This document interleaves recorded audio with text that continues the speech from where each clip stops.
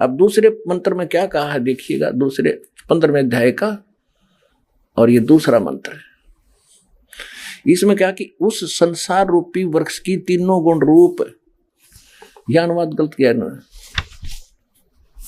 विषय परवाला शाखा, तीनों गुण रूपी शाखा, अध माने नीचे, ऊर्ध्व माने ऊपर, ये शाखाएं हैं, ये तीनों कोपल रूपी कोपलों वाली ये 3 शाखाएं समझो, ऊपर और नीचे, सर्वत्र नहीं। ऊपर ब्रह्म लोक में देखो, पृथ्वी लोक पर गीता जी का ज्ञान बोला जा रहा था, ऊपर स्वर्ग लोक है, नीचे पाताल लोक, इन तीनों पर ही इनका आधिपत्य है, ब्रह्मा जी, विष्णु जी और शिव जी का। ये देखो एक एक गुण, एक एक विभाग का ऊपर और नीचे फैली हुई है। मनुष्य लोक में कर्मा अनुबंधनी मूलानी है, कर्मों के अनुसार बांधने वाली भी ये तीनों गुण, रजगुण ब्रह्मा, सतगुण विष्णु, तम गुण शिव जी मुख्य कारण है, जड़ है इसकी।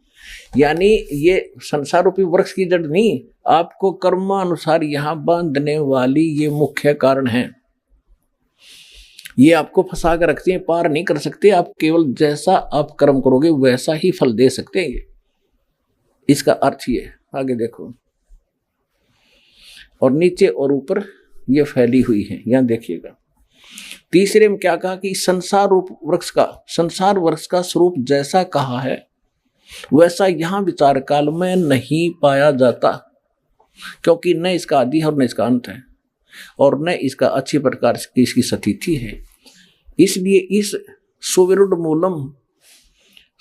मूलम जिसकी जड़ जो है वो दृढ़ है, अविनाशी पोर्शन है उस परमात्मा के ऊपर के लोक, तो अश्वत्थम संसार रूपी वृक्ष को, पीपल के वृक्ष को दृढ़ माने दृढ़, असंग शस्त्रेन छितुआ, इनके लिख दिया कि वैराग रूप शस्त्र द्वारा काट कर नहीं, तत्व ज्ञान रूपी शस्त्र द्वारा काट कर, उसको अच्छी तरह समझ। अब हम यहां आएंगे पहले।